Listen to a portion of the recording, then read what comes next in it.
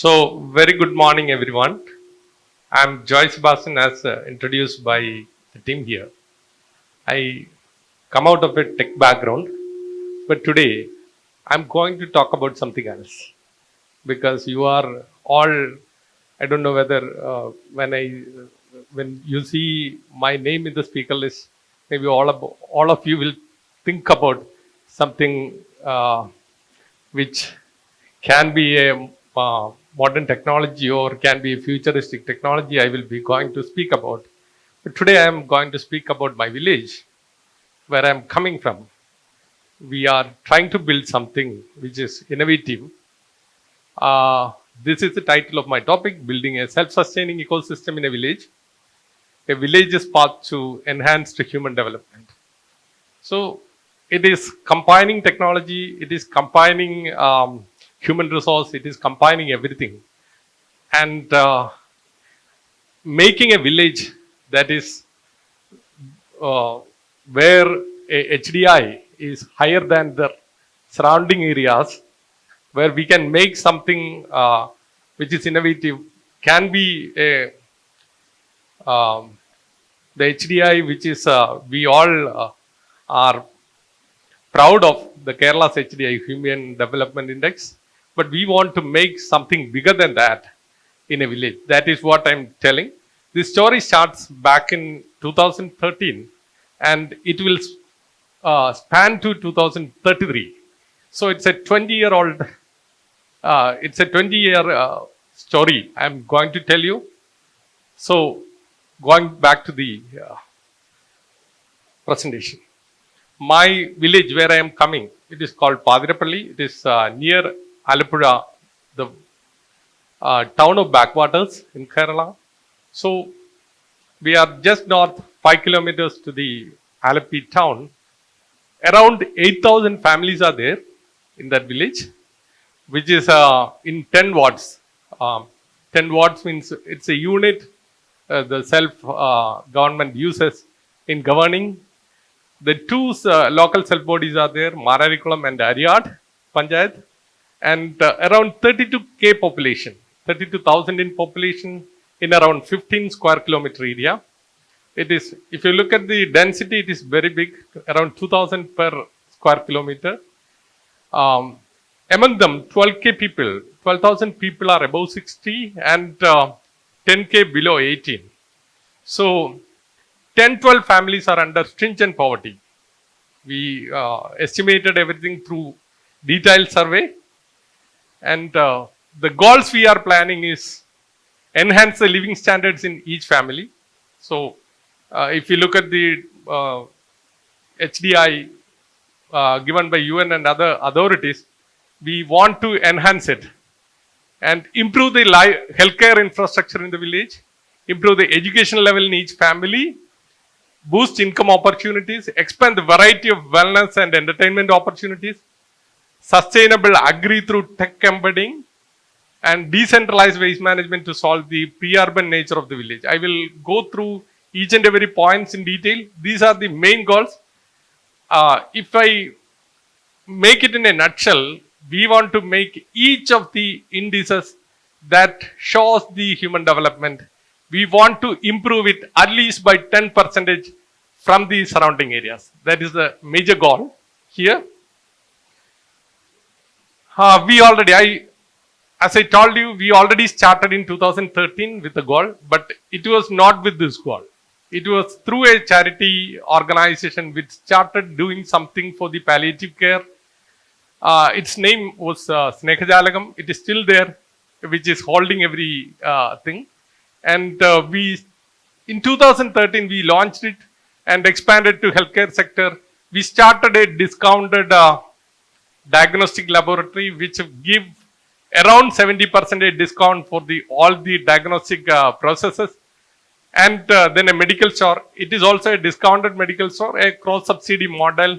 We introduced free home care services to the palliative care people and geriatric care people. It started and it is running from the 2013.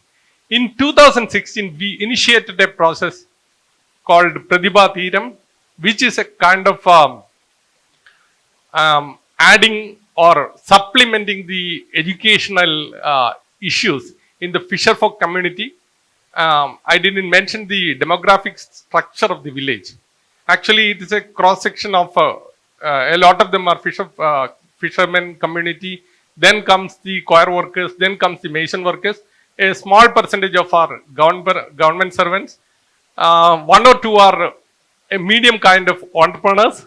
Others are common people. So we started entering into the educational sector through Pratibhadiram, a kind of a process which we, in and around there are 13 libraries. We made it a fully furnished, well-equipped internet computer lab in libraries, the village libraries, and made the students of high school from fisherfolk community to come there and get mentorship from the young graduates around there, because all these fisherfolk community students are coming out of parents where they only have high school kind of education. So the mentorship is required because they don't have enough space to learn at home. So we made a good infrastructure lab and a space for them to come and sit together and get mentored from the young graduates or professionals around them. So we made that, and around 600 students right now getting education and support and mentorship from the young graduates. So that is called Pratibhadiram. Then that process is going on, and we introduced this particular young mentors. All of them are more or less graduates or postgraduates.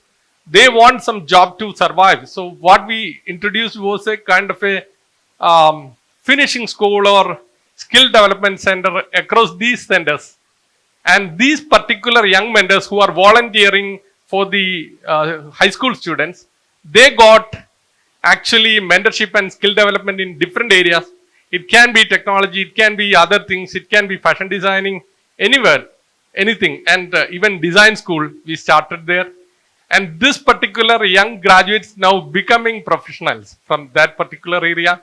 And they are coming out of BTech graduates, BSc graduates, BCom, every sector they are coming out as for the volunteering of this 600 students mentoring. So we made those young volunteers which are completely giving volunteer service.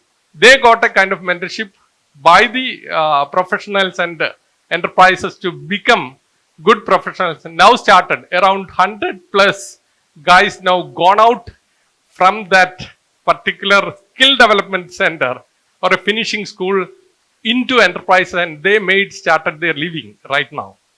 And then we made a Janagiya Bhashanashala, which is a kind of cashierless restaurant where anyone can come in and start getting food, even though they don't have any money. And this Janagiya Bhashanashala is distributing the lunch and dinner for the deserved, because some people are, even though it is not due to poverty, some people are not able to make food in their homes. So we started distributing food to them. And in 2020, I told you the skill development center that is functioning right now. And now what we are doing, trying to do is, we are, one of the major goal is, in these 8,000 families, at least one professional graduate should be there going forward.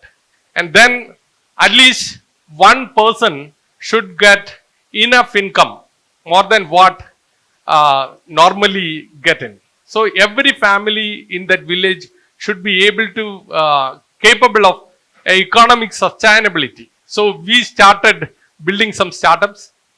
If you believe it or not, now 4 startups came out of that place in different areas. And one of them is, of course, in technology. It is not my technology company, it's another technology company. Second one came out of a cloud vegetable cutting kind of a model. They will distribute cut vegetables to all those who required, and those who are, it's a kind of service. Third one is a cloud kitchen, started in last month, and it is started running in And every small micro enterprises, this month, they started a home cleaning, some other group started a home cleaning stuff, and now already 4 startups came out of it, and all those are functioning well. And they are not only providing service in that particular village, they are expanding their services to outside with the help of technology. So, and most of these startups are owned and run by women. That is another thing. And if you look at the second point, we geared up the geriatric care and palliative care using technology. Actually, technology driven by AI. Some devices are now installed in those palliative care people's home. And if you look at the Kerala culture, someone is palliative, then somebody who is healthy should sit with him every time. So he cannot go out and find a job or do a job. So what we are trying to build is that guy should be able to go out. So we are making these palliative care, geriatric care people under a kind of a AI-based surveillance, which will be connected to a nursing care station in the center, and this nursing care will be provided free of cost. And this nursing care station will be monitoring everyone with all the vitals of these guys who are resting at home will be collected in a regular interval. And this video, the surveillance video, is completely secure and privacy sustained, because this particular video is coming as a masked video out of that person, and it is a kind of a thermal image, and that thermal image will be taken and it will give a lot of alarms. I mean, if the person is fallen or fallen down, or he is screaming in pain, or he went to bathroom and didn't came back.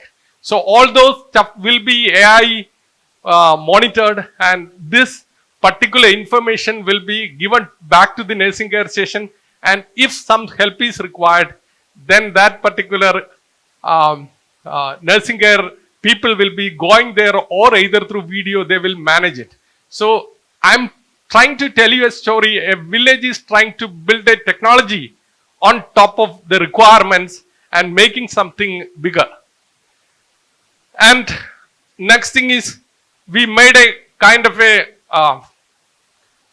apex body who can help, because these small people are making startups, and as a startup, you know, innovative startups or whatever thing, they need multiple kind of skill sets to scale it up. So that skill set may not be coming out of a small homegrown women, or a kind of a set of people who are building a startup in a village. So what we are trying to build is a co-op with the professional management. It will be an apex body.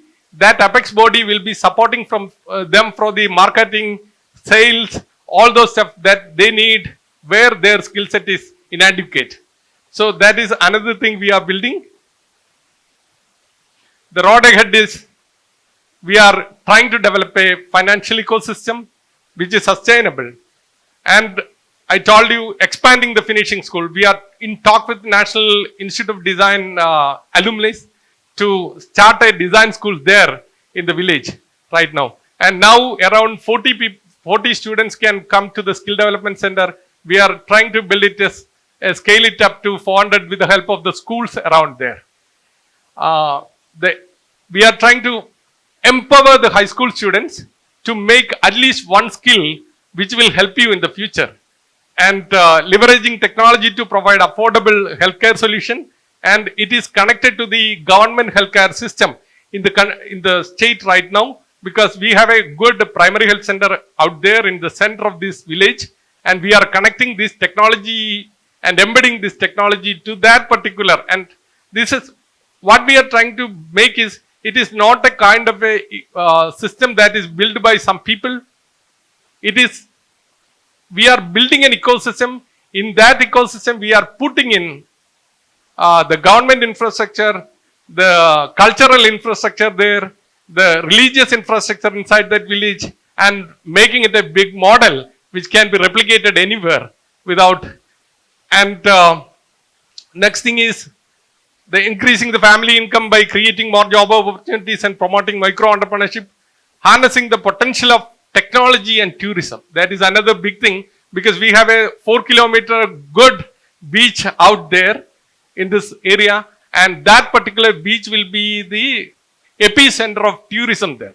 And we are making it big and beautiful with the help of regional people, and they are becoming the beneficiaries of that particular tourism segment. And already we started a hub for sports, arts, and other activities, and we are making the entertainment capabilities of that area or entertainment opportunities of that area's people by building big events right now already. And it is a kind of national events that is happening right now from the last year. And of course, we are not trying to build that ecosystem isolated from everyone. We are trying to bring in people from outside world, outside crowd, to make it a kind of happening place and a noticeable place. By 2033, we will be reaching that goal. We are in the middle of a journey together with 8,000 people. Thank you very much.